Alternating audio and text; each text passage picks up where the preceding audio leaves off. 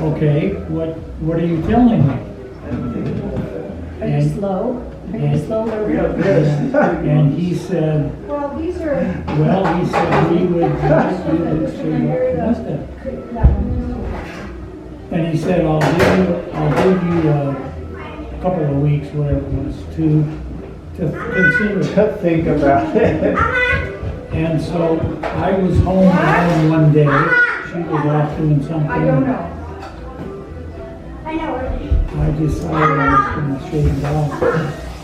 It's a lot harder to shave when you have a mustache at that time.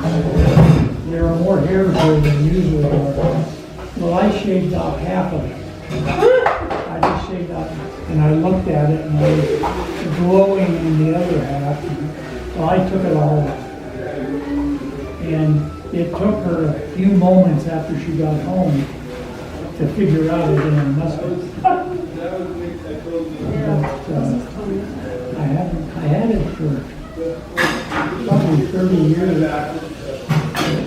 Dark room. He was so white in his hair and all that. I thought he looked like Brazil. He looked just like my dad. Yeah. Well, I had a niece come to me, and she was almost in tears, because she was real close to my father. And she said, who is that man? He was the only person I've ever seen come to a funeral in a tan suit. He did not have a dark suit. It was a tan suit. And I said, don't you know who that is? And she said, no. I said, that's your grandfather's oldest son. And she said, he looks just like Grandpa. And I said, yes. I went up to him. I hadn't seen him since he got there.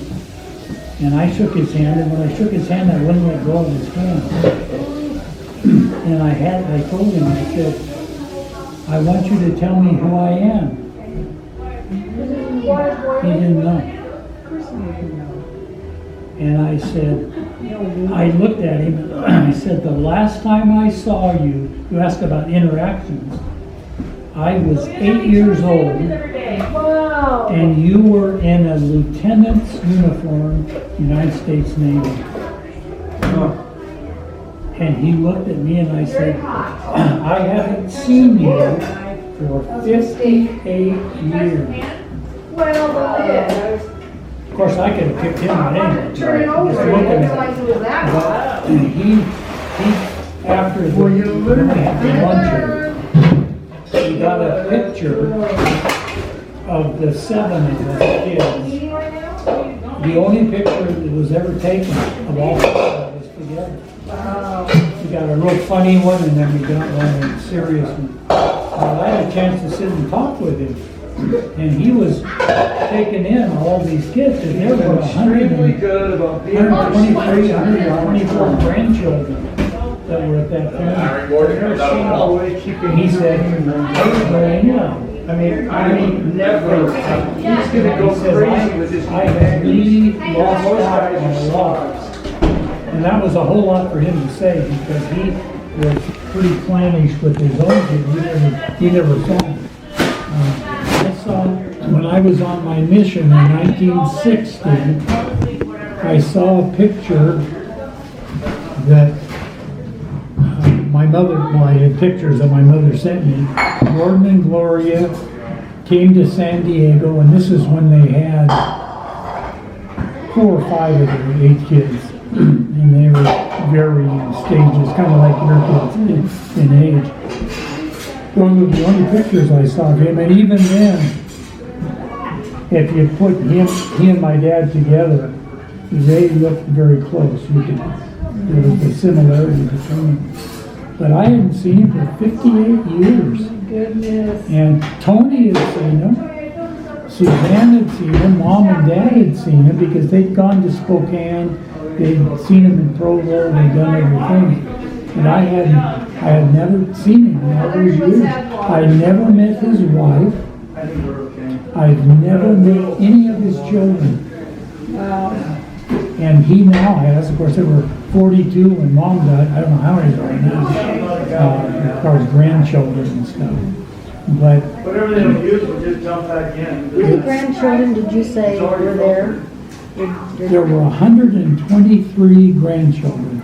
Great, whatever you want to Okay, call it. that's All grandchildren. I say grandchildren. As all of them, right. That's all Right. encompassing. Right.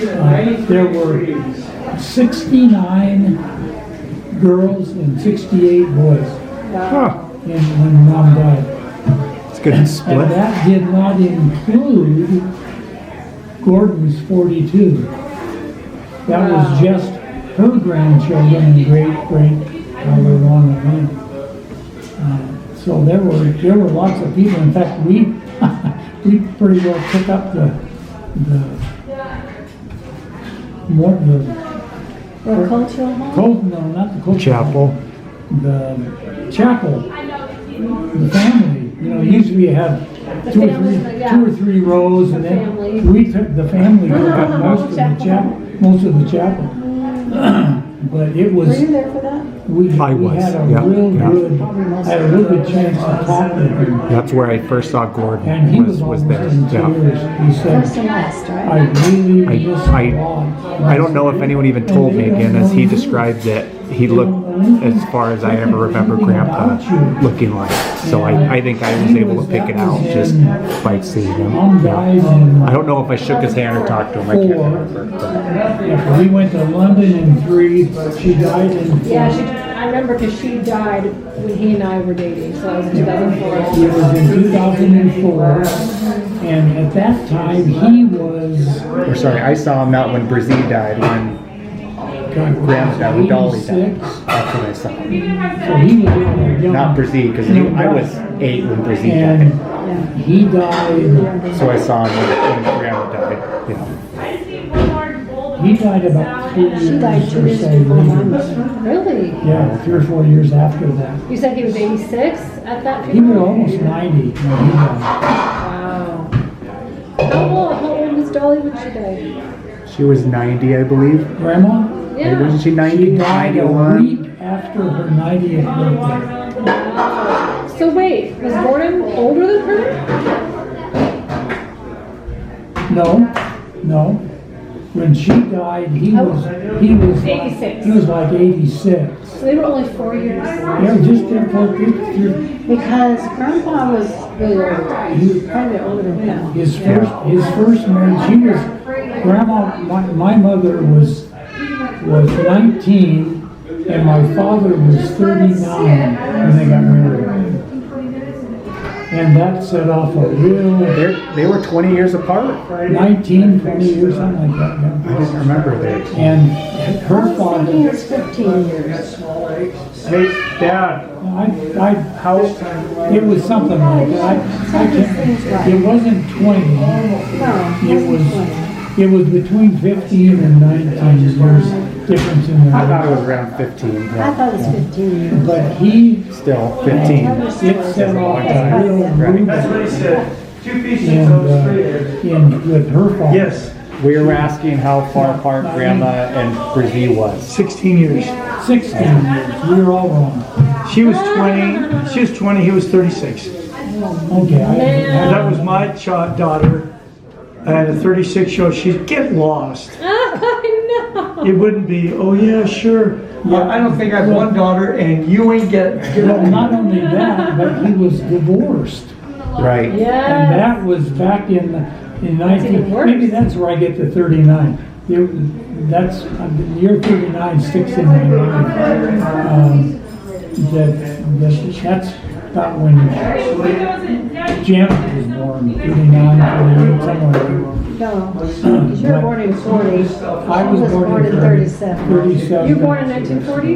I was born in 1940. My dad was born in 1940. That's an easy one because we always know how old you are because you're born in the Even 40s. years. Yeah. Well, I tell people that my father, had he lived just a couple more years, would have lived in 3 centuries. Wow. He was born in 1898. We're the babies. Can you go check?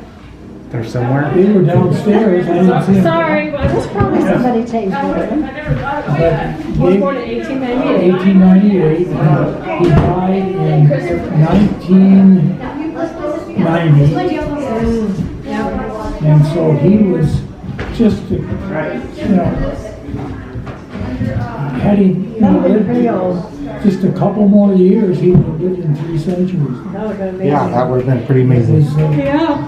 but he set off a little Maybe you're firestorm taking with care of my grandfather. Somebody said Because it. Gary was divorced. They're with the and other he was kids. Almost double her age. Yes. And He has a son just 4 years old, younger than her. yeah, and I have a picture, well, I should have in my mother's stuff. There was a picture of Mom and Gordon and Dad in the same picture. And Gordon was a teenager at that point. He took his mother remarried, and he used her new married name all the way through school Gordon did? until he became a senior. And he graduated Gordon Hawkins, which blew his mother's mind. But from then on, He didn't have any he contact kept the with his family Hawkins, because she didn't kept the make it. Hawkins name. Well, that was. She was But unhappy he with was, busy, I guess. he was an amazing But guy, he said and he she did was a some wonderful singer, He things. was a country boy. But he was a worker. He just killed himself working. And so I never went up there. I never got a chance to go to. I tried to go to Spokane on a couple of occasions back in '83 and '84. I was attending University of Washington on a summer situation. And I tried to get a ticket from Seattle to Spokane and then back home. And the tickets just never worked out. They never worked. And when he died, we tried to get a ticket. And I just couldn't get any tickets to there. And it was ironic because Judy and Suzanne had gotten tickets. And Suzanne decided not to go. I don't know if she was sick or what, but Judy didn't think about it because I would have gone with her. Oh, man. But she went up and she said she was treated like a queen with these brothers and sisters when she went up there for the funeral.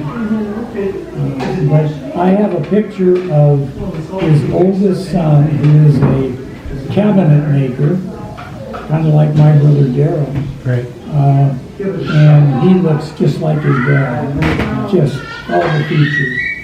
I haven't seen any of the other kids, but I know that the 6 boys, of the 6 boys, 3 or 4 of them have been bishops. They're all active in church.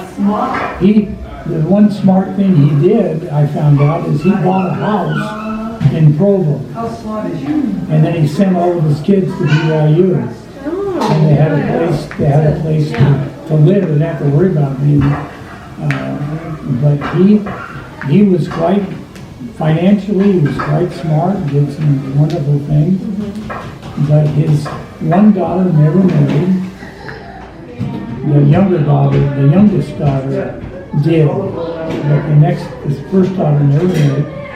She was a chief executive with Microsoft. And my brother was telling me this. Do much together. That's okay. He was 6 years older. He was always off doing other things, and we didn't do much together. But we still defended each other. Yeah, we defend each other.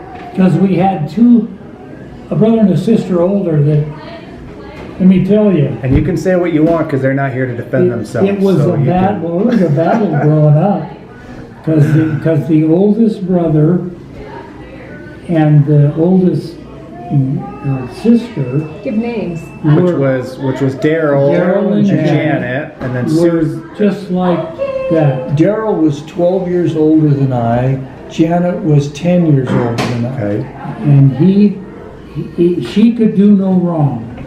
Okay. If my if she did something that was, causing a spanking like most of us would do, Daryl would take her spanking, Okay.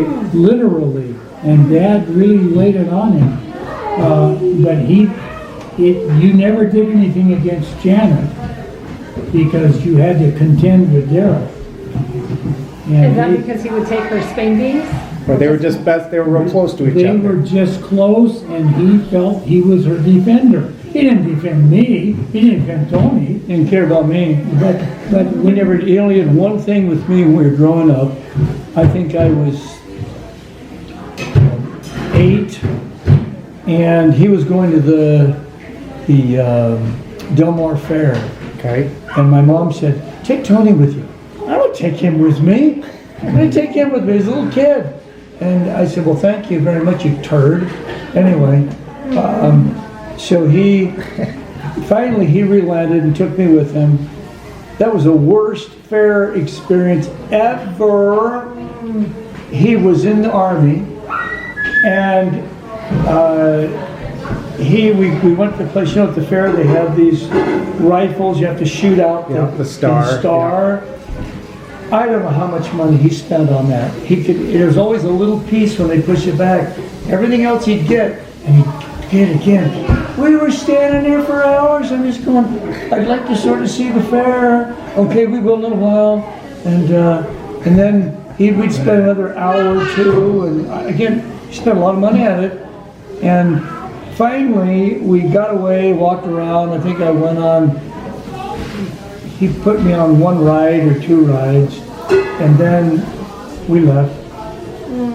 That was fun. It's sort of like, what's the worst day I could think of? It was that.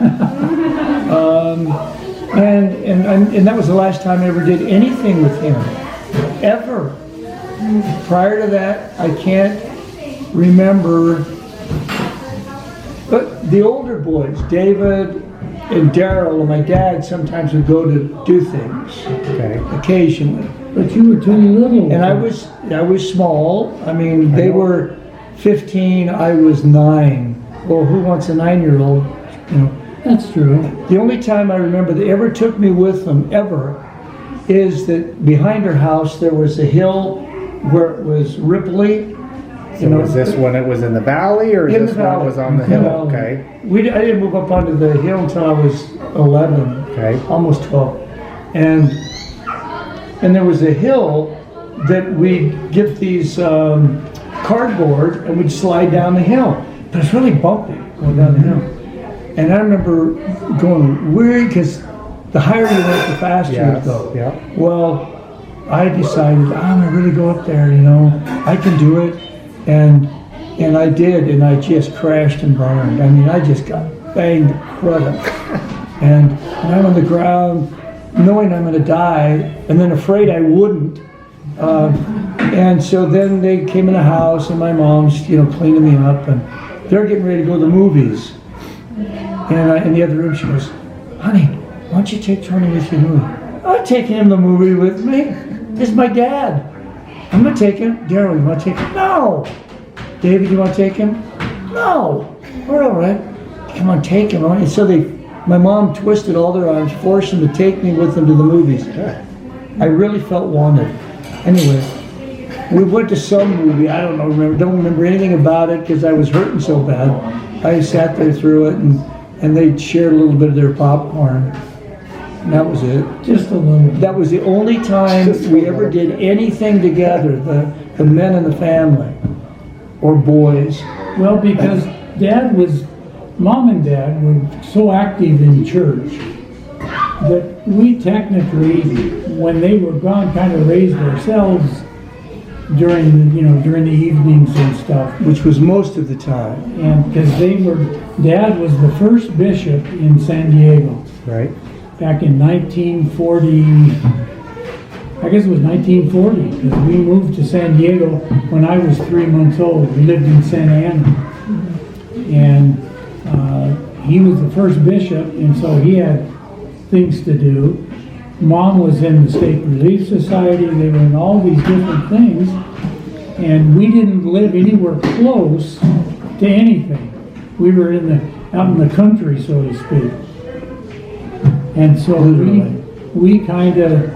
they kind of turned things over to Daryl, and That was helpful. we kind of had to, go by the iron fist. And if he didn't like what you did, he would slug you in the arm. Yeah, he just smacked you. And that was always lovely. But So I just stay away from him. so I just go out and play, do whatever I want, stay away from him. we grew up in the valley, and It's like feral cats. Nice. The only thing I can remember when I was about, 6 years old roughly, is the grass was really high, and I started on fire with Joe Ferrara, the next door neighbor. And luckily, David, who was 6 years older, he saw it and he ran over and he stomped it all out, took a little to stomp it out. Then he beat the crap out of me for starting the fire, and I never did that again. And that's When you say beat the crap, he knocked me around. he'd knock you around. Fist knock you around. You didn't just go bang. Wasn't close to death, but you Wasn't thought it close was to at the death. time. Let's just say Things were different back in the day. there was no, let's talk this over. No, there There was was no nothing to talking. say, let's reason together. Here's a reason, boom, boom, boom, boom. And it only lasted 30 Yeah, seconds. 30 seconds, but you could hit a lot in 30 seconds. But that was what you did to grow He up. slapped me down. What are you starting fires for, you stupid little kid? Could have burned the whole place down. Could have burned down the whole valley. That's true, could have. Who knew? But we had a farm. We had 2 or 3 acres there. We had a cow. We had pigeons. We had goats. What would you do with pigeons? Even Sending messages with someone? Or? Daryl wanted pigeons, and so we wanted to make carrier pigeons Okay. out of them. And they never got to Ended that up point. tasting But- good. But we raised baby chicks in a big thing about the size of this table, and heated and everything. We farmed it. We grew corn. The soil was about 6 feet of topsoil because you're in a river bottom. And you could dig a trench about that deep, just dig a trench and go by and drop seeds and cover them over and put some water on them and walk away. And they would come out. The soil was so rich, it would work real well. So I love my dad. He'd go, you know what? We need a lawn. Because in the springtime everything was green, Okay. right? And so we had this push mower. That's all you had. And the grass was high. And he'd say, okay, I want you to bring it out here about 40 feet and then out this way. Okay, so you were talking about the grass. the grass. Grandpa wanted grass. The grass. Well, most lawns, you could just push it across the grass and turn it, go the other way. This one, because you're little, you would run at it and it would go, and you'd get in about 4 inches and you back it up, and you did that for hours and cutting down. And then you'd rake it into a pile, just this big, huge pile. Then we go get a ladder, jump off of it into the grass just to have some fun. And then, of course, get all itchy, But, and then you could mow it, once a week and keep it looking semi-okay. It's all weeds. There was no lawn. It was just weeds. And so you keep the weeds looking good for a month, and then the heat would come in and all die out. And you could quit mowing. You'd wait Till for next you'd be year. excited till the heat came in because then you wouldn't have to mow. Yeah. And the next year, And then- we did it again. And then we had a house, and then there was this dirt road that led to it from the street, and it was maybe, 150 feet long, something like that. And on the one side, next to Ferrara's property, was probably maybe 15 foot wide, and it went up to the road. And my dad, every once in a while, since I had nothing else better to do, right, he'd walk out with this grubbing hoe, this big heavy hoe, and he'd go, I'm gone today, so when I get back, I want from here all the way to the access road dug up. The weeds. And I'm going, why me? Well, he was off. He had a job at some bank or whatever. So you had to weed it? No, you just had to dig it up and try and plow it under. You know, dig it and break it. Oh, okay. And so that allegedly it would die, but all it did was spread more seeds, and then the next time it rained, you get more weeds. But it was just to teach me how to work. That's right. And so I'd sit out there and I'd do that. It was just different, you know. You had to think up everything yourself. There was no games. We had no TV. And at night, you'd listen to The Shadow on the radio, program. or you'd listen to Lone Amos Ranger. and Andy, the Lone Ranger. When I was a little older, I'd listen to the Padre games. They were a minor league team at the time, and their field was over where Fashion Valley is today, Right. and it was a sunken field. It's right down in. It's really called sunken, but there wasn't anything to do, so you just make up stuff. You know? So when did you finally get a television? When I came off my mission, Well, we had a TV, No. but it was, he'd rent a television at conference time because Okay. he'd take it down to the military to see conference on Sunday. Okay. We didn't get to see it, but he'd take it to them to see conference on Sunday. And so he'd rent it on like a Friday.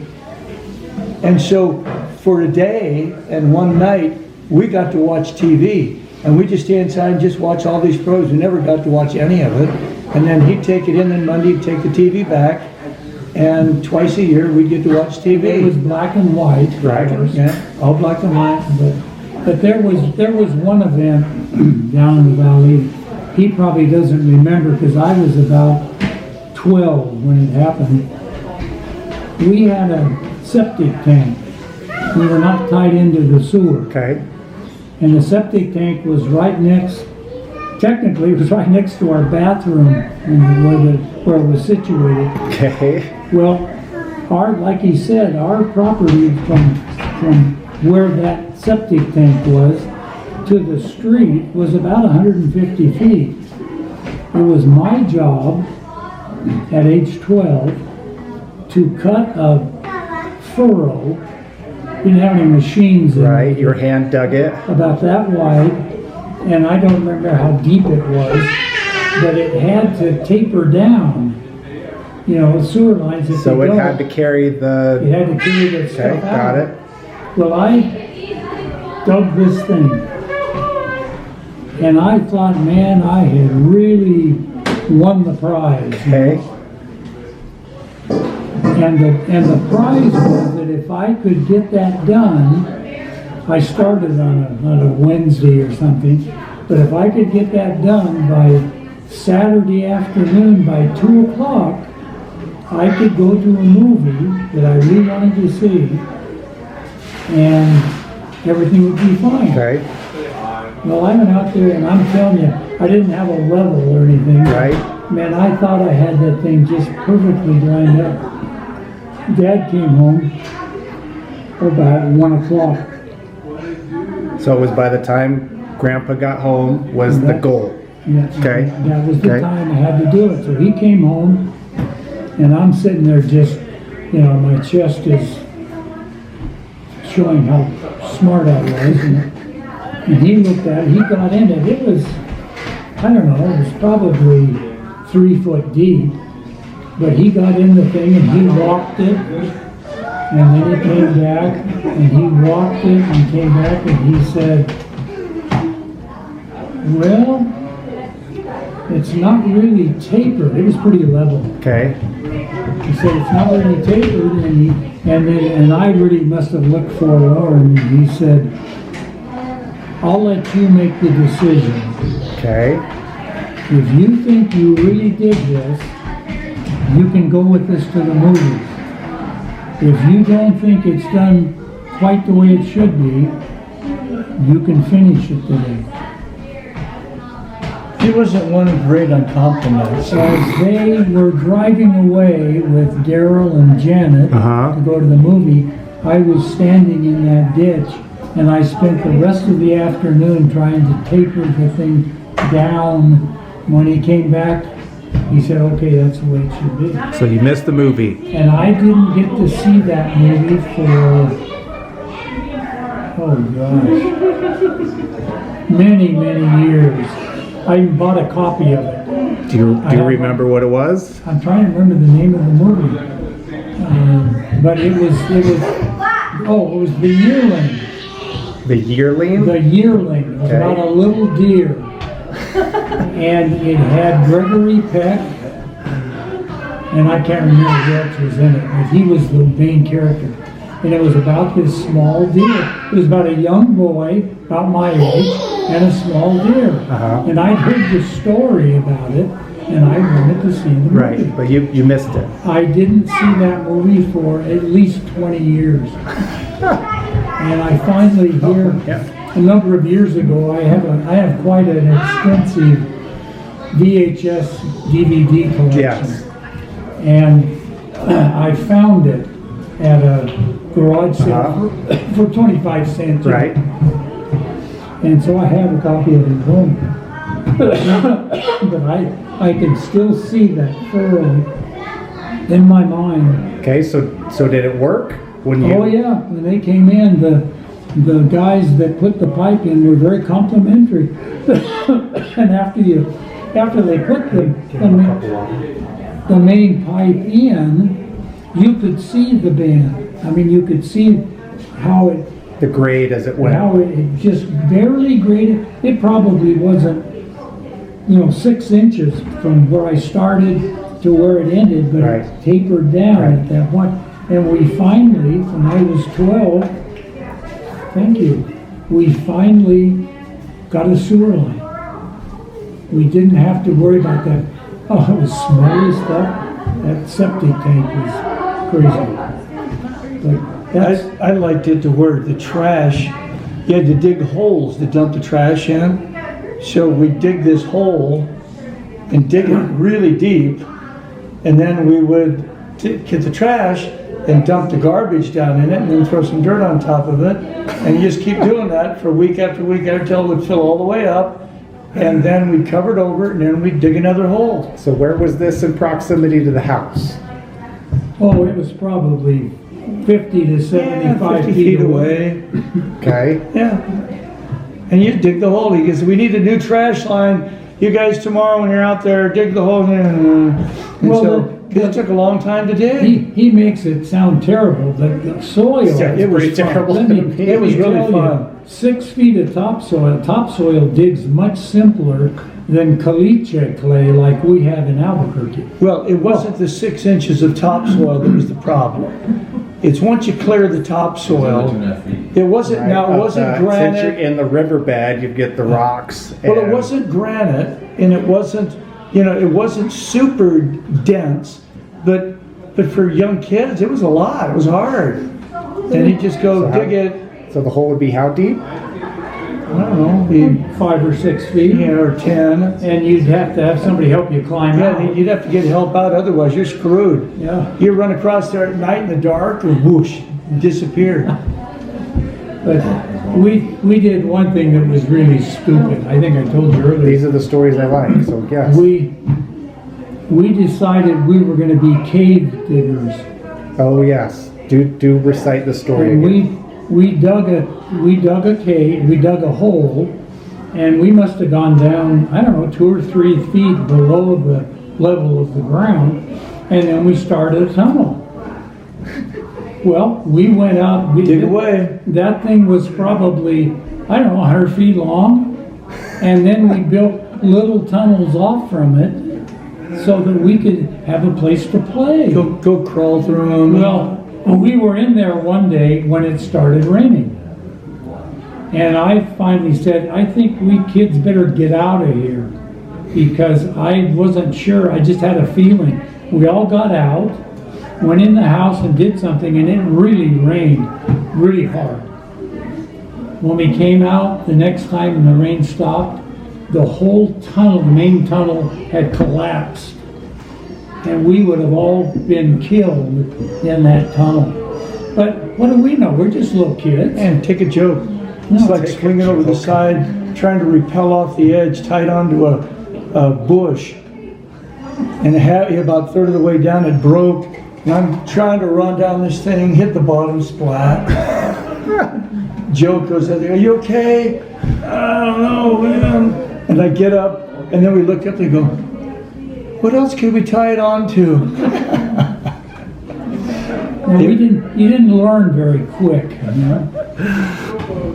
So what were sort of, you were on a farm, so what were sort of routine chores that you did? Like how young did you start, or who had what? Had to help Mom do the wash, because she had one of those old ringer. To get the wash out, you'd have to put it through the Yeah, you ringer run and it through turn a it, keep ringer. your hand away from Yeah, it. I've seen those And at then antique hang it on the stores. line. We had a big line that went the length of the house. And, but we had to But feed, we had goats. we had to feed the chickens We had a and the cow goats that had to and be the cow milked. and the pigeons. We had chickens.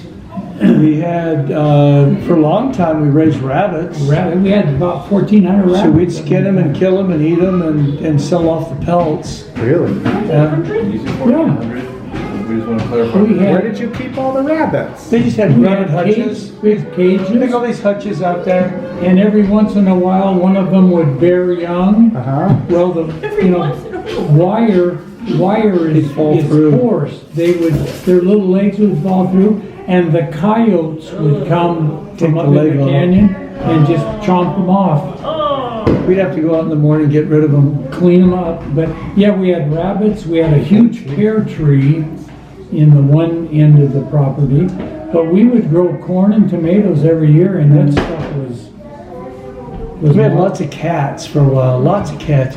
And my mom, being the stake primary president, she'd have meetings at the house.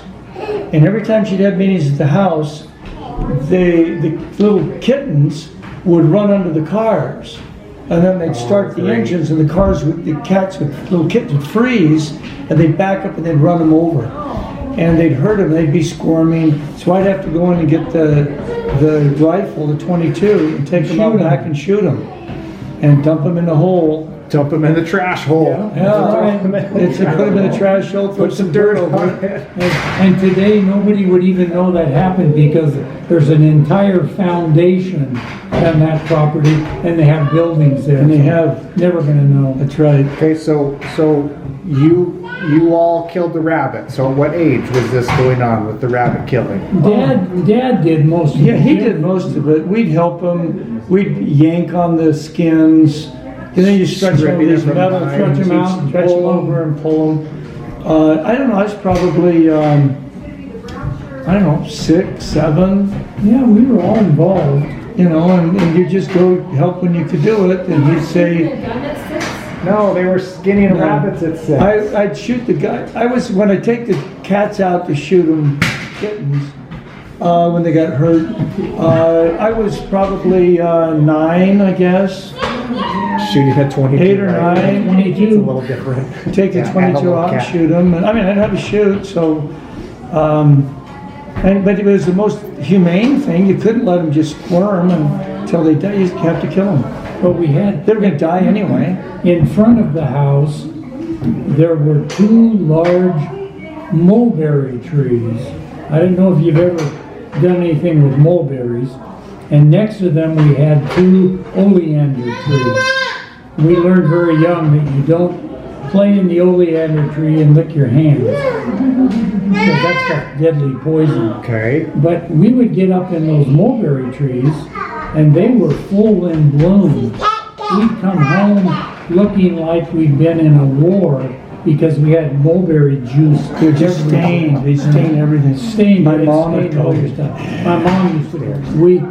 We finally cut those down, and you could actually see the house. Okay. At that point. It was just different times. I mean, the military guys would come over on Sunday, because my dad would bring them back from MCRD or MTC, the Navy or the Marine Corps, Miramar. and he'd bring them home. And so we'd be out there, and I was 9, and he'd go, "Do you know how to drive?" "No." "Hey, we'll teach you how to drive." So I got the car, and he taught me how to drive, and I could drive. I was 9, and nobody thought anything of it. I remember I backed when I was learning to go in reverse, I backed it into the stairwell and cracked one of the things in the stair. had to be fixed. Oh, And great. Dad just came out and went, I think I'd move a little further away from the house. And that was it. And every once in a while, my mom would say, I need some bread, I don't have time. Tony, will you go down to Holiday's Dairy? About a quarter mile. Yeah, Okay. and that was like 9:10. And I'd say, sure, and I'd drive down and get the bread. And they'd have a drive up. I'd drive up and they'd look at me and go, aren't you a little young to be driving? I need some bread, you know, and I'd get the bread and drive it home. Because there was no regulations at that time. No, there It were was- regulations. There were regulations. You drove when you could drive. But kind of we thing. lived technically in the county. Yeah, I mean, you couldn't drive till you were 16 legally. Okay. And so, but I learned to drive when I was 9. And I drove till we moved up on top till when I was almost 12. 12 about. And then when I got my learner's permit at 15 and a half. Which you but already knew how to drive. But I already know how to drive. And so when I was 16, my mom was there and I said, Mom, I'm gonna go down and get my license. She goes, okay, so I took the car and drove down to the You're not DMV. supposed to do that. No, we're not supposed to. I just wasn't. I just drove the car down because I figured I know how to drive, so it's a difference. Right. So I went in, I got my test, I passed it. I went up to take my driving test, and I'm sitting in the car, and the guy comes up and he goes, where are your parents? I said, well, do my parents have to be here while I take this test? He goes, well, they don't have to be here, but they are here, right? I didn't lie. I just said, I don't even have my license yet. And he said, yeah, okay, fine, get in. So I drove and I passed it. I got my license, went inside, then drove home. That was it. Yeah. Different times. Different times. Well, when I was I about 16, I worked at Holiday's Dairy. Okay. In the milking area. Okay. My responsibility was to get there at 3:30 in the morning, march down this, I called it a hallway, where the pens were. There were 2 large pens. I put on these big milk boots up to your knees type Okay. thing, weeding boots, and a big apron, and I had a great big stick, and I would go around because cows have a tendency to lie down at night. Okay. They don't stand all the time. And I'd go around, start banging on these cows, get them all roused, march them down to the area where they're to be milked, and there was a pen, and lock the pen. Then I'd go inside and start watching the udders because there was a milker. Right. And there was about 1, 2, maybe 4 or 5 cows that were lined up there. So you were prepping them so they could be hand milked. Prepped them so that he could milk them, and I'd Okay. get that done. And when I finished with that group, last one to go out. In fact, when they went out, they didn't go in a pen. They just went up the way. I'd go with that same stick and chase them basically where they were supposed to be. Lock their gate, open the next gate, bring in the other group, and go through the same process. Okay. As soon as that was done, the milker went home. Okay. I was the cleanup man. So I had to scrub down, this thing had a concrete walls on it, and it was shaped about like this, but a little longer here. And I would clean that all off with hot water and stuff, and get it all clean. And then I would go out, and they had a section where all this stuff would congregate, and you had to reach down physically to get the plug. Did you have any gloves on, or No. just okay? You had boots on, but you had no gloves. Okay. I'm lying on my side, Oh, arm down. I was about 16. I'm not lying in the stuff you need to Okay. drain. And it was just far enough that you couldn't reach the plug. You had to get your face in this muck. And it was just enough, not quite to your nose, but it was just enough, then you could get it and pull it out. So I'd pull that out, This was an everyday thing? everyday thing. Okay. And then I would chase these cows back to their thing, lock them up, come back and do this. And then I had to clean up the area it was concrete, so I'd hose it down. Okay. And then I would go home at 11:30. Okay? My mother would meet me at the back door. Strip I off would your clothes. strip down to nothing, and nobody could see me because Right. there was nobody up above us. And I'd strip down, go in and get in the tub, because we didn't have a shower, clean myself up, get out, put on a different pair of Levi's, and then maybe sleep for a few hours. At 3:30 in the afternoon, I would go back to there, go through this same process until about 8 o'clock at night. And I did that every day for a summer. So is this, the cows were milked twice a day, or this is a They different had- group? Cows are always They milked had twice to a be Okay. milked twice a day or they would be They'd having be trouble. upset, Or okay? they stop producing. But Right. I did that for the summer of my 16th year. And that's where I worked. I figured it out one day, I made 52 cents an hour because of the number of hours you had to put into it. But every day when we were done, I had use of my dad. He had an old Studebaker. Okay, And I had use of that because mom wasn't going anywhere and dad was where he was, I don't know at that time. But I would get in my car, pick up one of my buddies, and we'd pick up 2 or 3 guys. We would go to Carnation Ice Cream. I don't know if you ever saw that on El Cajon Boulevard. no. About El Never heard Cajon of that. and I can't remember the price. But we'd go up there and we would get a 4 scooper for 20 cents. 5 cents a scoop. And we'd have these ice cream and we'd sit down and we'd gobble those down, and when we were finished, 40 minutes later probably, I would take these guys home and then I would go back and go to bed. And then the next morning I'd get up at 3:30 and I did that for the summer. You did this one summer, that was it, for one Just summer? one Okay. summer. Because I started what would it have been? I guess my junior year in high school was after that summer. But at the end of the summer, another You could have all milker, the manure you wanted. Take it out. another milker guy came back. And so for the last 2 weeks of the summer, I moved irrigation pipes. Okay, Because they had a big alfalfa field, and I would move these. That was really fun, the irrigation pipe.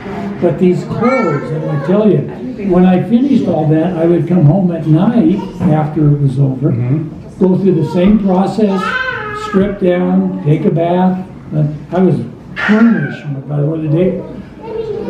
At the end of the summer, those Levi's, I could go like this, they would stand by themselves.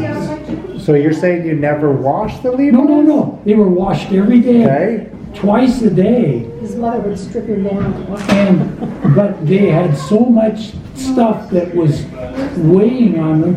We could stand the pants up and they wouldn't fall down. They just stood there. And if you'd whistle, they'd come to your bed when you get dressed. It was just Did you amazing. tell him about the time where when you were milking cows, now you have to put your face? yeah, Yes. he told us, I told him that. yeah, to pull the plug, to, Yeah. No, it was, and that was when, and I complained because the last 2 weeks, I got paid 75 cents an hour for moving pipe. But we added everything together with the rest, and I complained to my dad. He said, don't complain. He said, there are guys with college educations right now that can't find work. And this would have been about 1956, thereabouts, 57. And that's what we did in the summer. That's why I never saw my older brother for 58 years, is because everybody else was doing things and I was working in the summer. It was just the way life was in those You wanted days. money, got a job. You were. I'd go down to the Holiday Dairy, the same dairy, and I'd go and separate rotten potatoes. Oh, they stunk. You'd sit there, you'd have all these big bins of potatoes, and you'd have to take them and separate the good ones and bad ones, and they'd pay us about, I don't know, at that age, I think I was getting paid $0.25 an hour, and we'd separate them out, and then we'd go help them buck hay for the horses. I'd get to ride some of their horses there, and it just worked. You wanted money, you had to go get it because Mom and Dad had no money. They didn't have anything to give you. Sometimes on a Saturday, we were little, she'd take us up to the Hillcrest Theater, which is now in the middle of Gayville, in Hillcrest. So, but in those days, it was a nice place. For 25 cents, you could get in, get a drink, and a thing of popcorn. And we'd see. I didn't get that. I got a dime to get in the door to watch the movie, and then she'd give me a nickel for some candy. So you could get those root beer barrels they used to have, and because they'd last a long time, and you'd get 2 for a penny. And so I'd buy a few of those and a few of other things. Couldn't afford the popcorn. Certainly couldn't afford the drink. And I'd go in, and I'd have my stuff, and I'd just suck on it. And you'd get 2 movies. You get 1 movie, and then you get a cartoon and a newsreel, and then you get the second movie. There was also a cereal. It was either Superman. I forget. It's a small, way back when. But I remember that. Go in there, if you wanted to know the news, you'd go to the movies, and they'd always have a newsreel in the middle of it.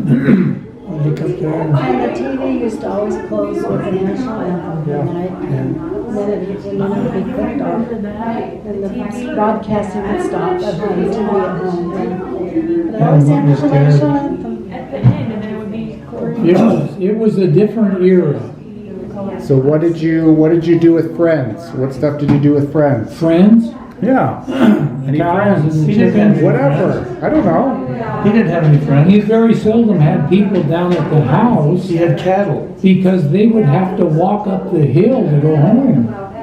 So who were neighbors? Because you have this Well, we had the couple Ferrara acres, family, right? That were in and out of jail. the Vasey family. They were always getting arrested. The boys were always in juvenile hall. The girl gets pregnant at 13, 12 and gets married at 13. And she has a little baby. Amazingly, 20 years later, they were still married. They were the That was only. a shock. They were the only kids in that family that came out smelling like a rose. They really developed a good family. Was there a father around in that family? No, the mother always had, she called him Uncle Joe and Uncle others. All the uncles came to stay with her for a while. Well, and then the guy walked out, oh, this is Uncle Joe, this is Uncle Bill. She was married 6 times. Oh, yeah. We never knew if it was a husband or a friend. Now, who was the old guy that lived in the house on the closer to Texas Street. Old man Carrero. Old man Carrero, as you He go had up a Texas cabin. Street, right as you start to go up the hill, he had a cabin back in there. And then just before the cabin, he'd have this, it looked like an outhouse, but it wasn't. And he'd walk Texas Street all the time to go up, because there's a store right at the top.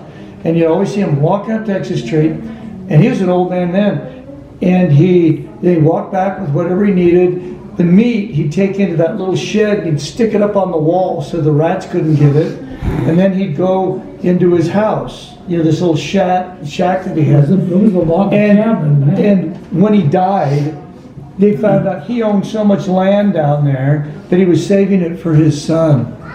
And so the son got all of it. Made a fortune. And he just lived in this little You're dumpy. saying down in Mission Valley. Yeah, He Mission owned land Valley, down there. Texas Street. Texas Street Hill. As you start up Texas Street, there's an Side- access road that side goes off the road, right, yes. It goes down long, you know.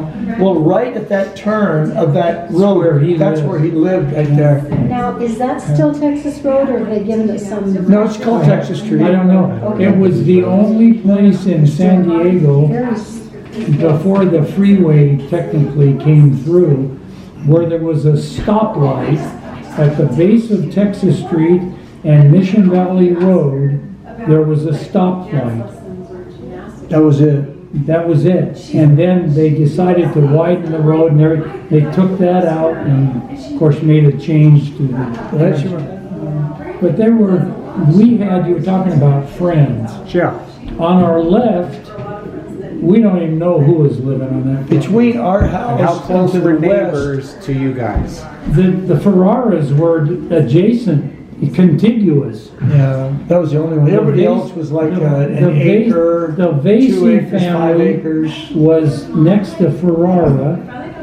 And then about a quarter of a mile down was the Bond family. Okay. That owned half the valley. Okay, so And they had money. They were all the farmers. Okay. Yeah. And then across the road, it was a 2-lane road in the beginning, and now it's probably 6 lanes on each And side. then Miller across But the way. Miller was directly across from us. He had about 365 acres of the best soil in the county. And then the Bond family, and there was somebody else down towards Texas Street. And what they did when we were talking about the shopping mall that they built, Yep. they couldn't decide how to make this thing work because the one family would say it wasn't fair that you got all your land from one family. And so they drew a line and they bought 40 acres this way and 40 acres this way. And they didn't buy it. They leased it for 25 years. And when that thing was built, and 25 years later, when that mall was going, was huge, they had to renew the lease. And if they didn't renew the lease, it all reverted to them. It's all, they owned everything. And so they just said, let's see, Interesting. how much do we want? This is worth multi-millions. I don't know what the sum They was that got they settled. millions out of it. They settled on another 25-year lease. They wouldn't sell it to them. But the family, the Miller family, Mr. Miller was a pole vaulter in the Olympics. He won the 1930, was it 36 that was in LA Coliseum? I think that was it, 32 or 36. He won the pole vault. He went a little over 13 feet. What did they do And today? the reason That's the high reason- school today. The reason that they didn't go any higher is because the bamboo poles they had did not bend. Today they've got poles right. that do this, you know. Is it Bill? But Bill Miller? yeah. You want to gold medal. And he told us, he said that the Japanese cheated when they pole vault because they would plant the pole and go up with it, and they would only be at about the middle of the pole. They'd run up the And pole. they shinny up the pole and Yeah. try to jump over. But he would plant it and use the force of that. Fling himself, to throw it yeah, over. yeah. And I remember they just shimmy up the pole. They'd get there, they'd balance it, and they'd hit the top, and then they'd jump over. yeah, and they didn't win. But he was really good to me. I was working for him at age 10 in the summer. I had an off-car type place where I sold corn and tomatoes and okra and cucumbers and everything from their farm. They also had a big contract with the government to sell corn and tomatoes to the armed services. They did real well with that. But I worked there from the time I was 10 until I was about 15. And that summer I had a job at a bakery and did some things. And then I did the milking of the cows. But he was really good to me. And he paid me, I started at 50 cents an hour. And I think when I left there, I was making 75 cents an hour. And you get to take home.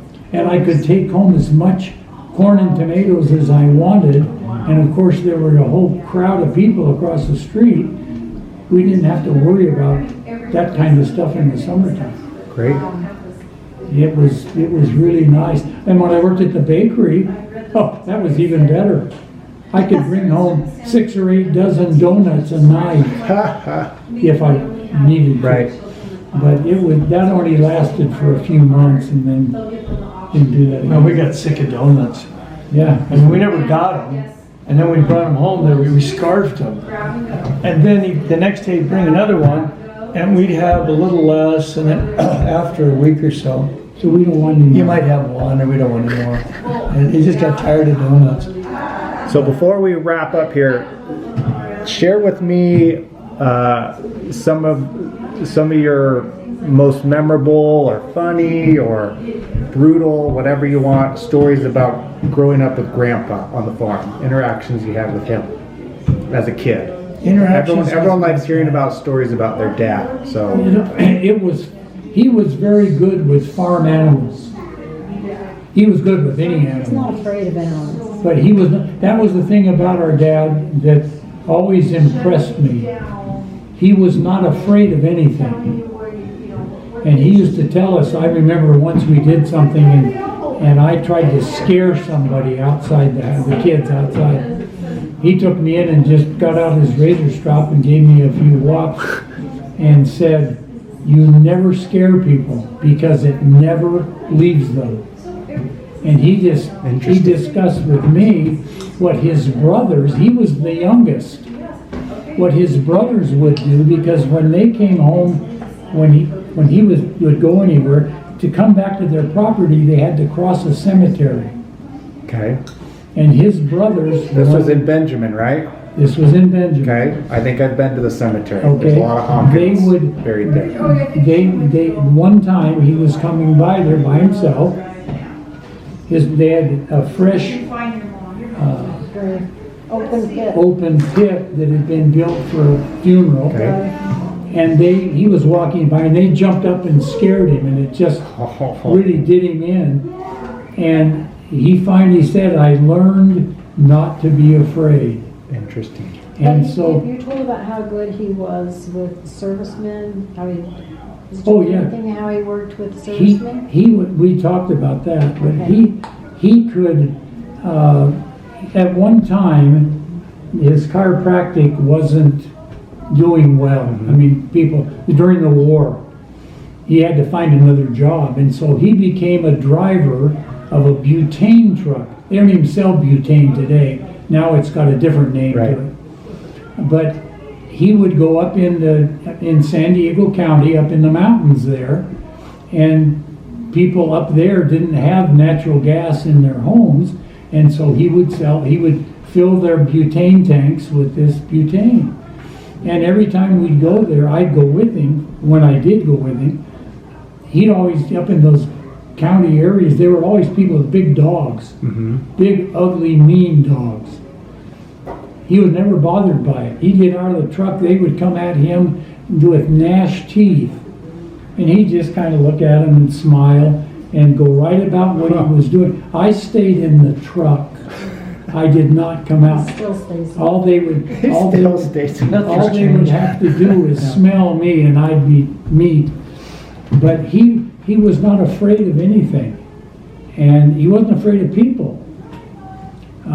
I can remember one day something happened with the family next door, and we had helped the kids that night. He had helped them because the mother wasn't around. And the lady slapped him, Slapped Brazil. my dad, and it knocked his glasses off and everything, and he just put his glasses back on and didn't say a word, turned around, went home. And that woman probably loved him more than anything else because he was such a good neighbor. But he was just very good with people. Of course, he was a salesman for Electrolux for 44 years. But he was good with people, and was excellent with animals. He wasn't so good with us on occasion because we got spanked or things that we weren't supposed to do. By all means, share some of those. But we What learned. about when he worked in the church? What's that? When Well, he was always calm. Yeah, we said, I didn't really see him much when I was little. He was always calm. He worked at the church, he was in meetings, Service he was man with the for me. military, and I honestly didn't see him hardly at all. I mean, seldom. And Mom took care of us and raised me mostly. But he would always say, okay, if you're gonna stay after school, you have to be home before it gets dark. that's right. You gotta be home before you get over that hill and down before it gets dark. Well, I was young and I, 10 years old or something, and I was playing ball at the elementary school there at Ellis Burning. And I'd wait, one more game, come on, okay, one more, next touchdown wins, and we'd be out there. But if I do something wrong, then he had this razor strap. And he knew how to use it, and he'd give you a licking. And so you listen to him, and you try and do what he asked you to do, but sometimes you got a licking. And I remember the one time I was about 10, and I stayed too long, and I was at the top of the hill, and it was dark. You could run the hill blindfolded. You'd done it so many times. But there were, Mexicans coming up and down the hill, and you never knew, but nobody ever bothered us. And I remember he'd yell from the bottom. He'd whistle, a real loud whistle. Yeah, he could whistle. And then he'd yell, and I yelled back, "What? You got about 60 seconds to be down here." And boy, I took off running down that hill, and you're coming around corners, and I'd get to the bottom and run to the house, and he'd say, "What'd I tell you?" "I know, we're just playing. I'm sorry, I got home a little late. Get in here." And so I knew he was going to get the razor strap out. He only gave you a couple shots with it. And I remember that's when I sort of had it, and I wasn't going to show him any pain, anything. I just stood there and stared, and he got it, and he gave me like 3 or 4 swats, just wham, and I didn't move, and it angered him, and he hit me again, and he hit me. I wouldn't cry. I just stood there and just get, and I'd move, and it really bothered me. And then when he got done, the one time that I knew I really hurt him, and of course you're young and you think it's funny, but I looked at him and I said, "I don't know what right you have to hit me. You're never here." And you'd see his face drop, and that's the last time he ever gave me a licking. Last time he ever touched me. And later I felt bad, Probably the first time I saw him cry, too. Yeah, the only other time that I saw that it hurt him is I got big enough that he wanted to arm wrestle me. He was strong, and he had big hands. I don't have big hands. And we arm wrestled, and I beat him. And when I beat him, you could just see his face dropped. It was the last son. How old were you? I think I was 15 or something, Oh, wow. 16. How old was Grandpa then? He was about 80. No, he was about 50 years older, so he was in his mid-60s. Okay. And I just remember I dropped his arm, and I had to work at it, but I beat him. And afterwards, I could see it bothered his arm. Never wrestled him again. I didn't want to again, because I wasn't trying to hurt him on that one. I was just, you're a teenager and you can take on the world, I can beat you, and I did. Yeah. And that hurt. He knew. That's why I don't arm wrestle with my boys, because they're just too big and strong. I don't arm wrestle. I don't want to get beat. You don't want to get I don't want to be sick. I'll let their wives beat them arm wrestling. Yeah. But he was just different because he was, Well, he was the youngest of 12. yeah, Right. 12 or 13. I think it was 13. And he was always working, and he didn't make enough money. The one thing I have to say is he didn't make much money at all. I mean, he literally made enough money to put some food on the table, and if you didn't eat, you didn't get anything, because there wasn't seconds, and somebody else would eat it. So it was too bad. Yeah, I mean, you just, there just wasn't anything extra. And Mom, she would fix food.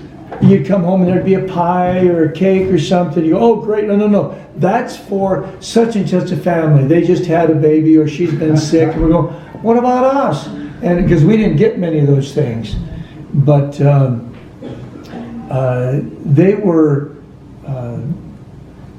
they just worked all the time. He worked all the time and didn't make much money.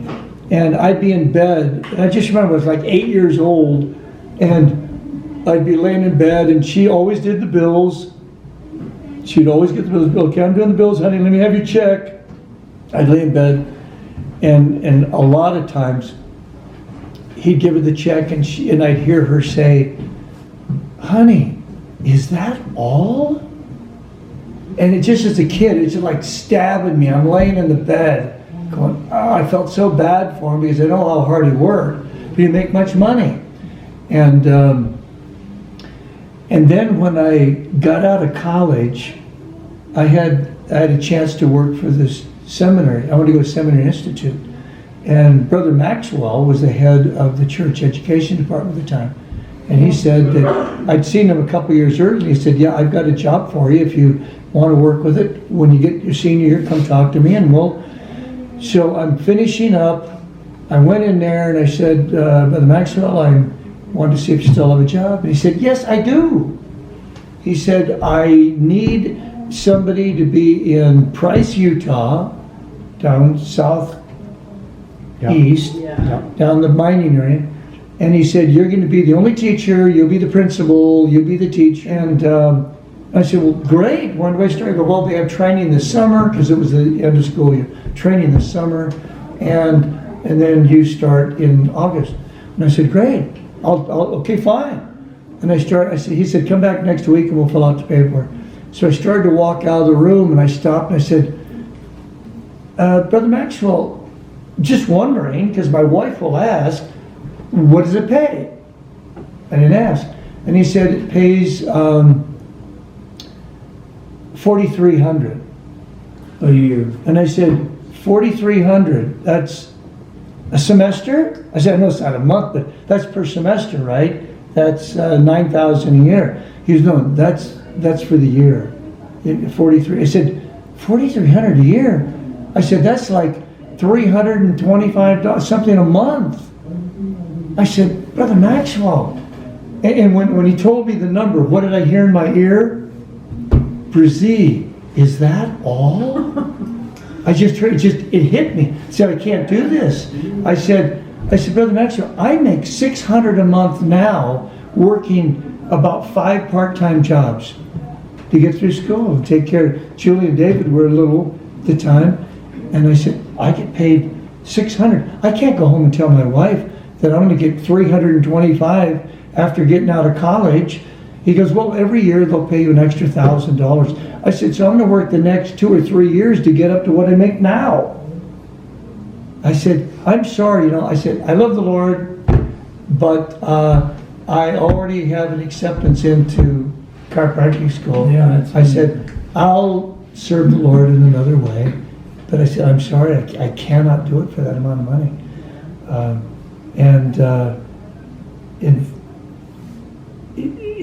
But I just know Mom could stretch $1 further than anybody I knew, and food further, because on Sunday my dad would come back from Naval Training Center, the Marine Corps Recruit Depot, and when he finished his meetings there, he'd say, hey, who wants a home-cooked meal? As many as you want to get in the car, you can come have a meal. Mom never knew how many were coming for lunch, but the food always stretched, and she fed everybody. But there just was no extra money, and he didn't make much, and just enough to get by. And Mom, she finally went and took a job helping taxes with Neil. York. Yeah, York. Neil York and Audrey. And Audrey was a great friend. And so in tax time for 4 months, she went and worked for them, made extra money, and which helped. But before that, she didn't work anywhere. She stayed at home, tried to keep wrangle on us. And Yeah, that's why we- After we retired, they lived on Social Security, Because and that wasn't a whole lot of money we start then. working hard and oh no, my dad worked really hard, and as a kid, I look back and what a dork for saying that to him, because he worked so hard, put in so many hours. He just had a job, didn't pay much. Well, and plus he spent the majority of his time away from work at church. Yeah, he was always at meetings, always gone to meetings and high council, and but he was faithful, and but I always felt bad. Later in life, I apologized to him for saying that, and he said, he was kind, he said he didn't remember it, but I'll bet he did. What in particular could you share about Dolly real quick? You shared a lot about Grandpa, your kids, anything about Grandma? She was a disciplinarian. Okay, She put the soap in the mouth, and you do something wrong, she'd make you go next door to the pepper tree and get your own switch. That she'd hit you on the legs, it'd sting. And she said, if you don't get the one that works, you know what I mean, then I'll go get it. And so we'd go out there and find the one and break it off and bring it. She goes, oh, that'll work. Snaps, it's a whip. Man, back of the leg, she'd always get the legs. And She was a very loving woman, and after she whipped you. after she whipped us, she was really loving. no, she was a very fair woman in the things that she did. Now we look back on it, we say, God, I wish she'd have been tougher in certain areas. But she was a very kind person. With all the church callings that she had, she always dealt with young women and Relief Society and Primary, all of those organizations where she spent most of her time. I mean, she was like 17 years as stake primary president and 16 years as stake Relief Society She president. was just, I mean, this was, nowadays you never get that. You're in there for 2 or 3 years and you're gone. But in those days, and she was in it 100%. She did everything was ever asked. She'd go to once a year with her counselors to conference, and she'd have bake sales, and they'd make bread and whatever they could make, and they'd sell it. They had a booth at the Domar Fair when they allowed them to make food, and so they'd go in there and they'd bake bread, and the smell of bread would be lying out the door to buy this bread every year, and they made all this money. They'd cater dinners for the stake and for in those days it was MN Gleaners, the older ones. had an annual banquet. They'd have this banquet, she'd cater it with her friends, and they'd spend weeks getting food ready, and then they'd have the money to go to conference, and they'd take off for conference, but that was her. She was 100%, and everything was asked of her. She was frugal as could be because there wasn't much money. And as I've said before, if you asked for a piece of gum, she'd always tear it in half to the day she died. If you asked for a piece of gum, you'd get a half a stick. That was it. And Gave me a whole one, yeah. Get a whole Spoiled these stick days. of gum. if you got a whole stick from Grandma, even when I took her places, I asked her, give me half a stick. And I'd say, Grandma, Mom, I'll buy you a pack of gum. I'd like a whole piece, please. And okay, and she'd take it out, give it to me. But she didn't ask for You're my any. favorite. And Okay, go ahead. Mother was actually a pioneer. When you stop and look at how people lived and what they did, she was truly a pioneer. When she owned a little,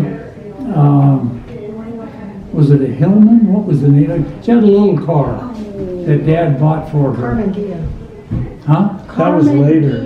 No, that was later. This car would hold, with kids, it would hold 8 or 10 of us. but it was a small car. No seatbelt. We fit as many as we could in it, is what he's saying. And it was like, you see these clown cars? Yeah. And you get, Yeah. we'd pull up to the Hillcrest Theater on Saturday morning, Yeah. and one time, I think it was 12 got out of that car, and people were watching, And they were and another standing there. one, and another. We and got in line. Yeah, we got in line, and they're standing, looking at us as we're getting out counting, not believing it. It was, she could, like Tony said, she could stretch a dollar. She made clothes for the kids. She made Christmas gifts. We didn't, most of the time, Christmas was not a thing you went to the store. She would make, especially for the girls, she would make Christmas. We had two dolls, I remember, Raggedy Ann and Andy, and they were life size. And she gave one to Suzanne and one to Judy, if I remember right. But she would make those things. She would spend nights at the sewing machine making clothes and stuff. She'd buy me one pair of jeans a year. Well, I'd when get one pair, and then she'd buy about 20 patches, knee patches. Touchstones, remember those? you got a spider on your bed. Very carefully. Go ask Grandma, buddy.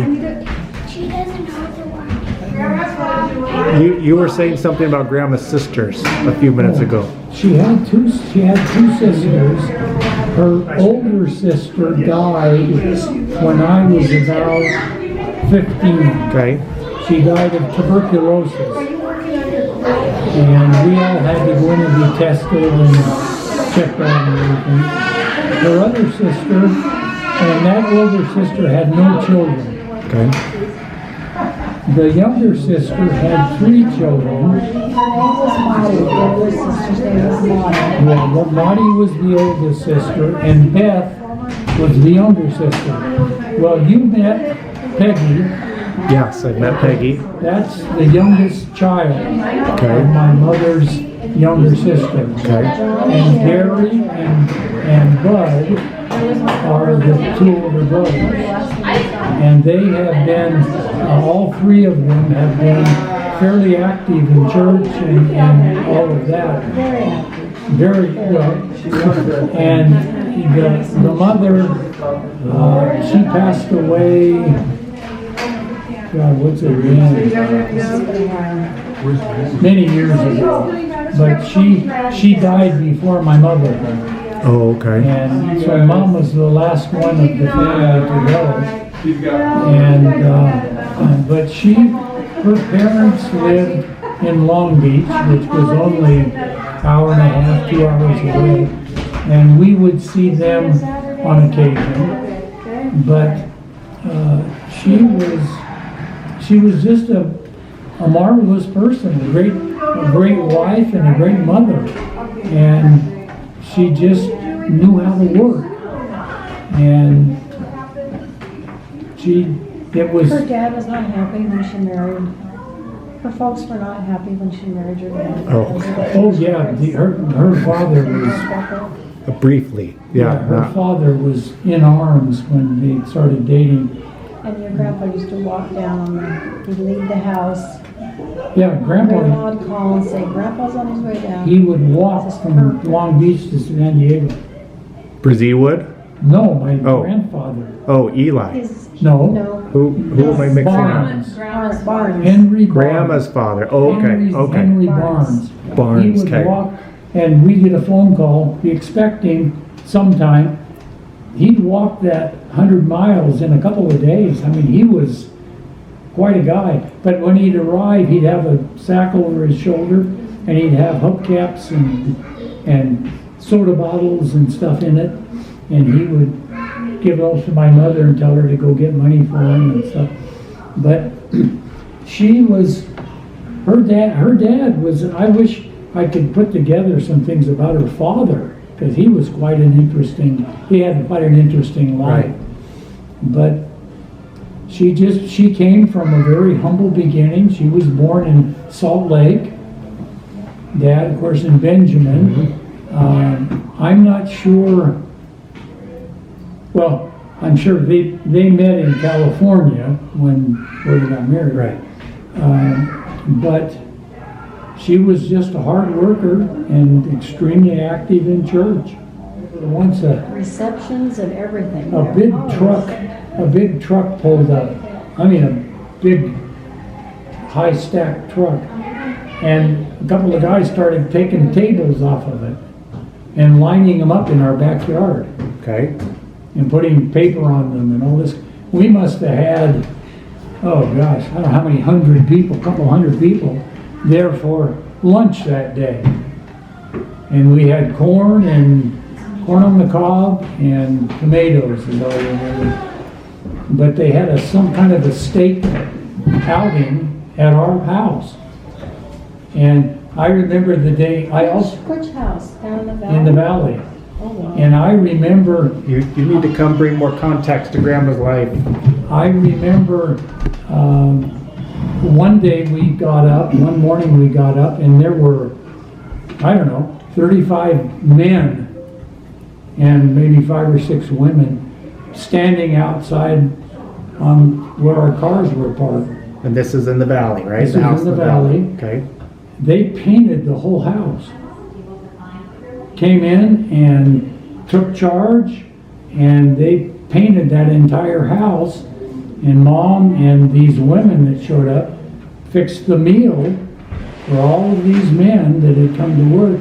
And in one day, our house was. So how was that all set up? Who orchestrated it? Or who paid for it? The ward and people paid for it. We didn't do didn't have anything to pay for it. I just remember I was a little kid and I had paint all over me because I was in my eyes, and all they had to get it off in those days was turpentine. Yeah, I This know was turpentine. oil-based. Yeah. And so she got this burn in my face and my eyes, and she got it off. You know? No skin left, but she got it off. And she had to put up with a lot of nonsense because today, very few people have lice. Right.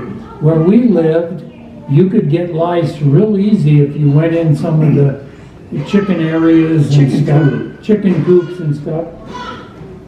He got it the worst, I think, because he had these little nits, and his hair was so blonde that she would pick those things off and kill them one at a time. And we came home from, one time we went somewhere, not just a little tyke, and I got home and I was tired and it was warm in the car and the sun was shining, and I sort of fell asleep, and I'm in her lap, and as I fell asleep, when we got home, the sun's coming through the window into my hair, and she sees the lice in the hair. And so she's spending the next couple hours picking, pulling, straining, getting the lice and everything out of it. And I was mostly asleep. I didn't know, but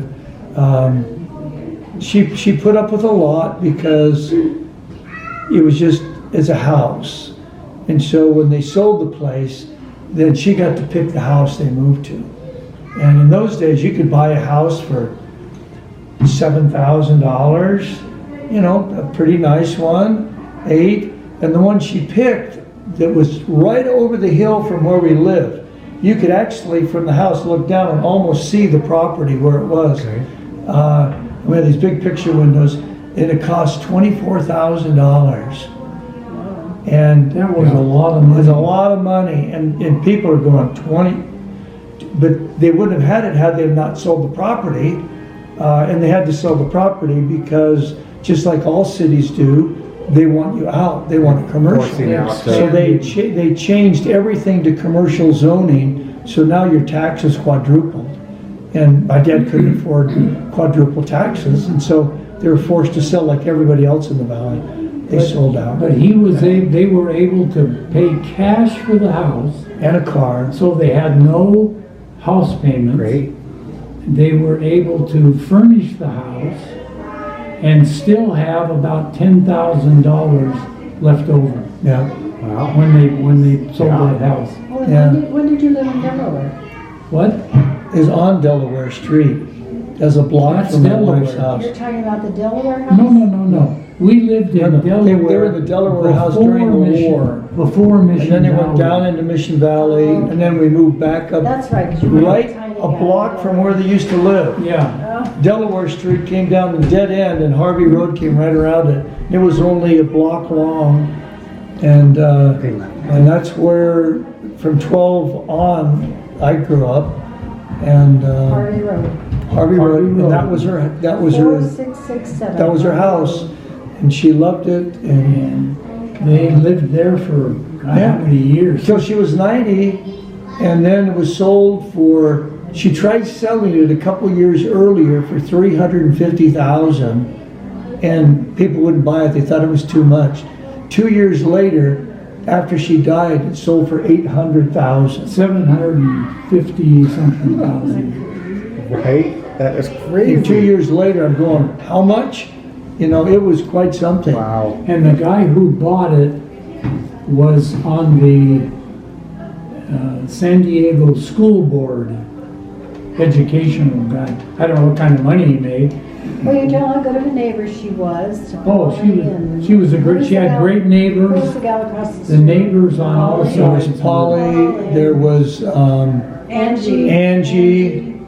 Angie and Polly were two best friends, and she was always Tell them what you did at the lady next door. yeah, I can't remember her name. We saved her from the fire.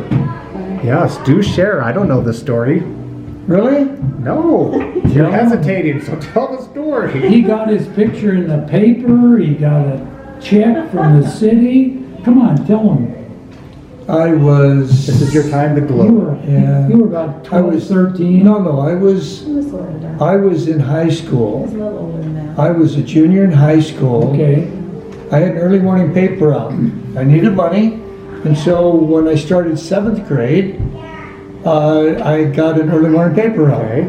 So I had to be up at 3:30 in the morning Okay. to get the papers all done, and 3:30, 4 o'clock, and that was 365 days out of the year.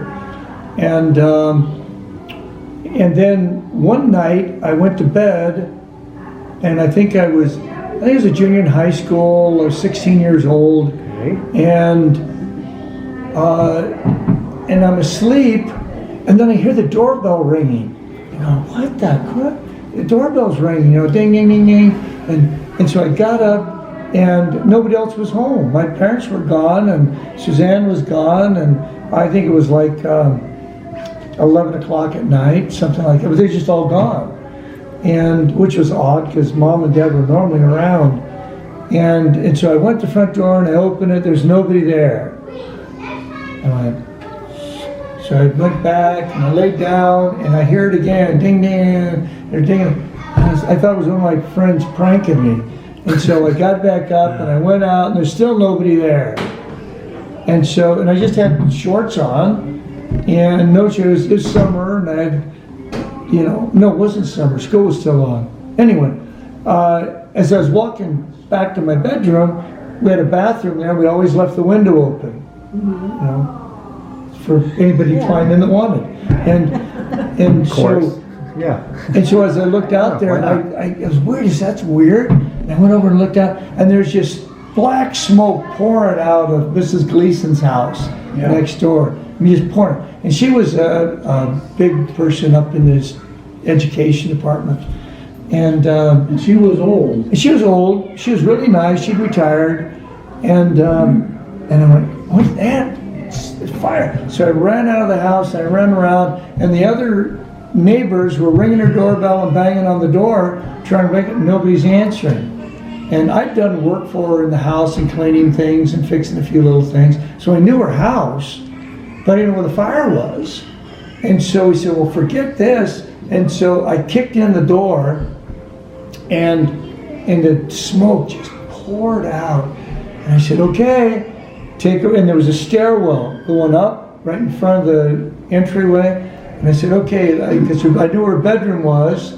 And so I took a big breath and I ran up the stairs. I didn't know where that fire was. I ran up the stairs and I got to the top and I dropped on the ground and I'm crawling along, getting some air, and I crawled into her room and I look up real quick and she's sleeping. I'm shaking her. Miss Gleason, you gotta get up. Margaret, get up. Get up. And she, what? She was drunk. she had drunk her old food out there. And so, come on, you gotta get up. And so, what? So I yanked her down on the ground so she'd get some air. And I said, look, your house is on fire, there's smoke everywhere. We gotta go. I don't know where the fire is. And I certainly don't want to die in here. So I dragged her along the floor. We got to the stairwell. And I said, okay, there's no air in the stairwell. There's just smoke pouring up through it now. And I said, so, again, don't know where the fire is, but take a deep breath and let's head on down the stairs. Wait. And so we start running out. So halfway down the stairs, she stops. She goes, no, I have my bird. She had a parakeet up there. And I said, come on, no. And she, boom, and I hit her right in the face. I had no time to talk to her, discuss it. Oh no! Punched her in the face, grabbed her, threw her over my shoulder, and then went down the stairs and out onto the lawn. By that time, other people had gotten around, and I laid her down on the lawn, and the fire people were there. Knocked out, punched in the Yeah, knocked her out, and put her on the lawn, and she started coming to, and in the fire truck, a narrow street, and they started coming down the street. And so I went back into the house to see where the fire was. I crawled back into the front room. Seemed like the smoke was coming out of the front room. And I crawled across, and she had this big, beautiful carpet, like from China or something. Gorgeous Oriental rug. And I crawled a little bit further, and I could see where she had fallen asleep with a cigarette in this big stuffed chair. And the stuffed chair was pouring this smoke out. It hadn't caught on fire yet because the drapes were right behind it, and it would have just gone up. And so I grabbed the legs of the truck, keeping my head down, trying to get air, and I pulled it onto the thing, and then it fell apart. It broke, and there's pieces all around, of little embers everywhere. And I had no shoes on and no shirt on. I'm getting burned on the thing, so I backed off and got her beautiful rug. Rolled it up in the over rug. Over the top to try and keep the fire down. And then I left. I went outside, and the firemen come, and I said, well, they've got it. I have nothing else. So I went to my yard for a few minutes. Like, see, they were okay. And so I went back in the house and went to bed because I had to be up at 3:30 for the paper. I had to go do my route in the morning. Had to go do my route. That's dedication. If anything, my parents taught us to work. I got up to do the route, and so then the next day it was a Saturday, and they said, well, this lady wants to talk to you outside. And I went, who wants to talk to me? Well, it's a reporter from the Union Tribune. And now it was a story because I was a paper boy for the Union Tribune. She wanted this story, and then she got Mrs. Gleason over there to corroborate. Yeah, to thank me And tell her what Mrs. Gleason looked Oh no, when I got there, she came out, she's got this big black eye with shiner, and she goes, well, how'd you get that? She goes, I don't know. I just remember I was out of it, and he's taking me down the stairs, and I don't remember even any of that. And she goes, Tony, do you remember? And, no, I don't remember anything. She looked fine when I left her, and I never did tell her, never told anybody for years, and I finally told my mom.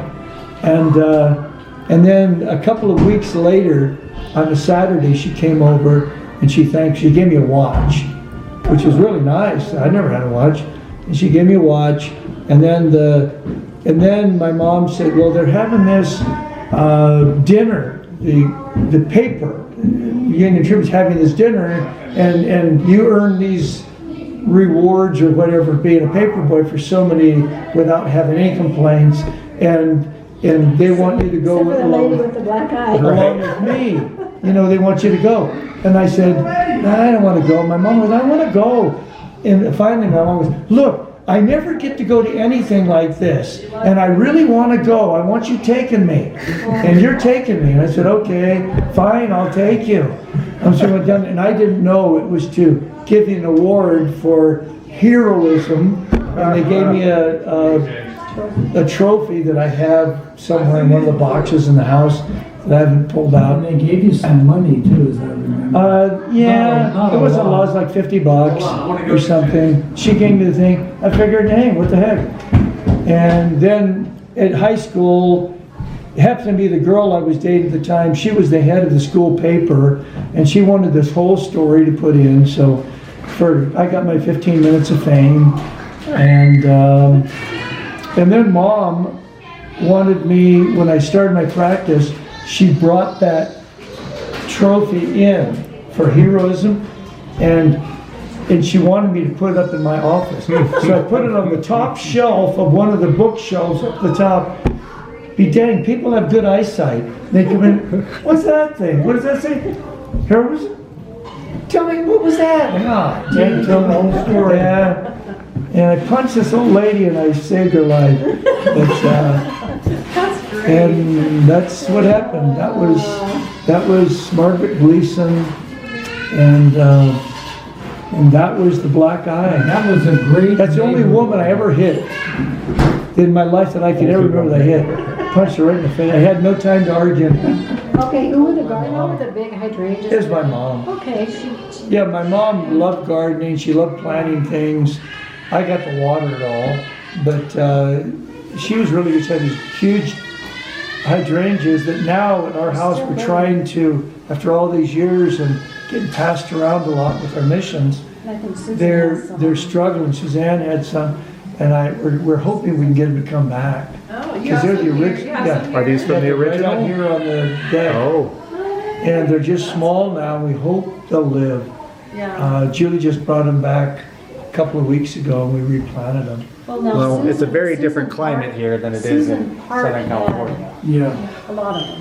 Yeah. Susan Park. Well, we separated them all out. Susan got some, and we got some, but they're the original plants that she had in her patio. They were huge. Yeah, they were Yeah, I really big ones. remember. She had roses too. She had lots. She loved roses. I remember and- she told me, she said, you gotta cut the dead heads off. Yep. If The you don't one do thing- that, they won't rebloom. The one thing I- she did. Mom was always kind. I mean, when we were little, she was a disciplinarian. But as we got older, she didn't have to discipline us much. She has And to discipline her grandchildren. We were all afraid. that's probably it. Yeah. She We did. get some stories out of We get the grandkids. Especially Vaughn, Tracy a got bit. the Yeah, worst. Vaughn got the worst. Judy's kids were little angels. And that's Vaughn true. always got blamed for everything. Yeah, I mean, that was that's true. the honest, that is the honest truth. That's Raise true. my arm to the square. She got your picture. That's true. But when we were younger, I remember her mom and dad, they'd have her come down from Long Beach and stay with us for a week or two at a time. And I always hated that because I couldn't stand him. He was mean. That's what. No, he's always mean. He was always hitting us. He was always belittling us. How come you're not like Peggy? How come you're like Gary and John? I mean, they're do this. They never did anything that we know of. But the I don't know fact if is, we want this part. we were the lazy ones, and they were the good ones, and he was always pounding on us. And then when they'd come, it bothered me that she would get out of storage someplace a coffee maker, because he liked coffee. And I hated it because we knew we didn't drink coffee. And so he'd have her make the coffee, and she'd say, okay. And so when I was 8, he died. And I remember, I feel so bad today. I remember when I heard he died, and Mom was there, and she told me, and she was saying, I laughed. I laughed. I thought it was the funniest thing ever that he did. Good riddance. And it was really bad. Well, you know. Repentance. Yeah. No. You had such a bad experience with Oh yeah, no, it was a terrible We experience. all did. And then we went to the funeral. I didn't know it was his funeral. I just know we went to a funeral because I never went to funerals. And we went to a funeral. We're sitting there, and they're talking about this guy. I don't know who he is. They're talking about how great he was and how kind and considerate. And I'm sitting there going. Finally, I leaned over to, I don't know if it was Judy or Suzanne, but I mean, who are they talking about? She went, it's your grandpa. And I went, all these things they're saying was about grandpa? What a lie. You said that out loud. Yeah. And my mom was going, it really hurt her. I felt later in life, I felt really bad about that because it was her dad. Yeah. But he was a mean guy. And He was tough as nails. and never liked him, never got along with him. He was never kind, never had a kind word to say. Well, I was just glad when he died. let me tell you why, okay? It was probably because of you. No, What was he saying? Do you remember? Grandpa was a carpenter. And he was in the carpenters union, of course. And back in, I don't remember the year because I wasn't alive then, but it was probably in the late 20s, early 30s. The carpenters union decided to strike. And he got up at the union meeting and said, I can't strike. I have a wife and 3 children. I need to feed them, that story. And they shouted him down and all of that. Well, when he went out to his car, he had tires messed up and things happened to him along the way. He kept going to work. They struck. He kept going to work. Well, one night they stopped him coming out of work and they beat the crap out of him, knocked him unconscious, and not only knocked him unconscious, but affected his brain. And from that point on, he was not a gentle, kind person. He was ornery. Changed. It changed him. And I didn't know that until my mother told me many years later. And I said, well, maybe I shouldn't think bad thoughts about him then, because he had a real tough time. Right. And it was during the Depression that this all happened. And she said it just changed him entirely. I can imagine getting beat up your head. And, You don't break the law, break the strike. What is it called? Don't mess with the unions because they will Strike breakers. There's a strike breaker. He was a strike there's a breaker, term for it. Yeah, strike breaker. and he, Scab. from that point on, he was unable to be a carpenter, couldn't do that kind of work, and so he did various and sundry things for many years. But Picked up hubcaps for grandma. what? Picked up hubcaps for grandma. Yeah, he picked up hubcaps and pop bottles and anything you could sell. And this is the one who walked from Long Beach, Yep. right? And that's when he started doing that. I understand was quite a distance after he was beat up. But he was a What's his good first person. name? What? What's his first name? Henry. That's right. He was a 6-day bicycle during the 20s. He was a 6-day bicycle racer. He was a boxer. I'm trying to think of all the things he did. Oh, he was a marathon dancer, because they had dances in those days that you would go to and you'd have a number on your back and all that, and they would dance and dance until they would collapse, and the winner got $50 or something. But he did all of those things. What about that story he wants about grandma? What about that story when she before she got married and all that, when an angel helped her or something? Oh, when she was about 10 years old, Oh, 10. she and her parents were on some kind of a trip, and I don't know exactly where they were, between California and Utah. And they stopped at one of these so-called rest areas, and she went off and she was playing and she fell from a small area, I guess, and hit her head. And she was unconscious. And an old gentleman, just a simple gentleman, came and gave her a blessing and told her that she would do certain things in her life. And if you read own story. If you ever get a copy of her story, she feels because she was given a blessing, and when they turned to talk to this man, he was gone. And she feels that it was one of the three Nephites. And I hate to be emotional, but it always touched me that she would have a blessing like that. And then to see the life that she led and the years that she did and the progeny that she had and how that has developed over the years. And I'm sure it was based on the blessing that she was given when she was a little girl. And she had such a wonderful time when we took her and on that trip over to England and Scotland. And, Oh yeah, when she was older. yeah, and right before she passed away, really.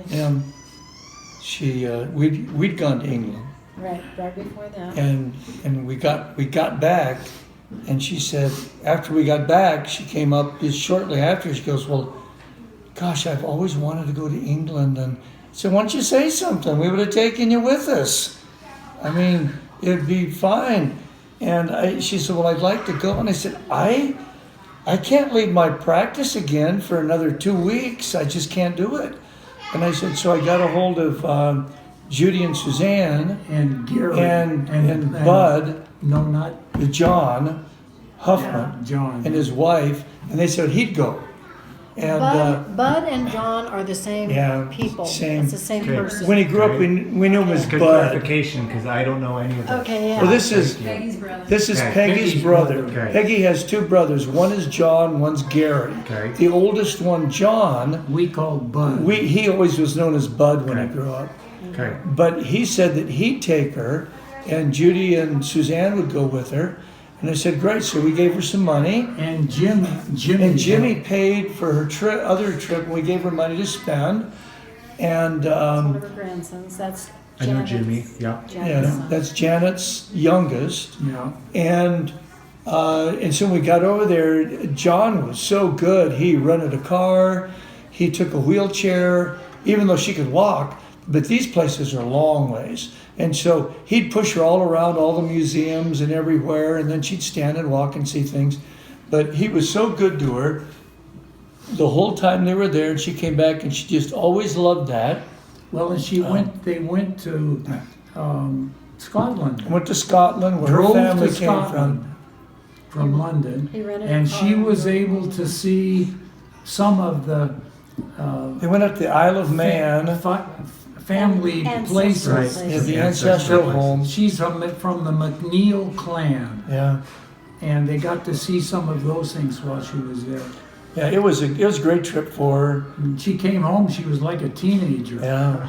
She was just for about 2 weeks, and then Yeah, and then it everything started going south. And the cancer hit him. Right. Yeah, but But you know, everybody came and took care of her. oh, they did. Everybody came and took care of her. Pam spent one night.